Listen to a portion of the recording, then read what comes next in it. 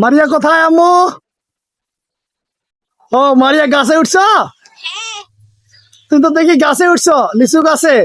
হ্যাঁ তুমি গাছে উঠতে পারো? হ্যাঁ পারি তো। কোথায় আসছো তুমি? আমি ফুপি বাসায় আসছি। ফুপির বাসায় আসছো? হ্যাঁ তুই লিচুর গাছে কেন? লিচু খাচ্ছি। হ্যাঁ, লিচু খাচ্ছি। এই লিচু খাচ্ছ? হুম কেমন লাগতেছে তোমাকে আজকে তোমার ফুপির বাসায় আসে? ভালো লাগতেছে। কেন ভালো লাগতেছে?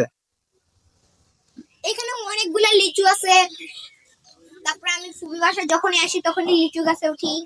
লিচুর গাছে উঠো, লিচু খাও, হুম সেই জন্য তোমার কাছে ভালো লাগতেছে। এই যে আমার আম্মু তার ফুপির বাসায় আসছে লিচুর বাগানে।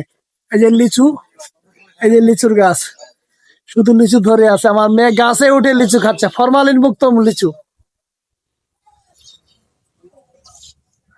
আম্মু নামো, নামো, গাছ থেকে নামো।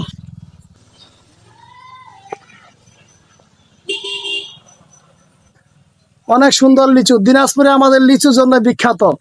এই যে দেখেন কত সুন্দর লিচু। এই যে আমার মেয়ে মারিয়া ও লিচুর গাছে উঠে লিচু খাচ্ছে। আম্মু নামো, আর পারতে হবে না, খাইতে হবে না, অনেক খাইছো, নামো, ধীরে ধীরে নামা থেকে পড়ে যাবে।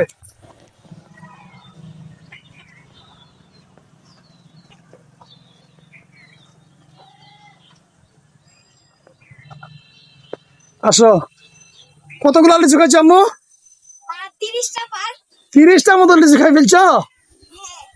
আচ্ছা, অনেক তো লিচু খাইছো তুমি, খাই দাও। সবাইকে দাওয়াত দাও আমাদের এখানে আসার জন্য দিনাজপুরে। দিনাজপুরে আসার জন্য আপনাদের সবাইকে দাওয়াত দিলাম। কি খাওয়ার জন্য? লিচু খাওয়ার জন্য।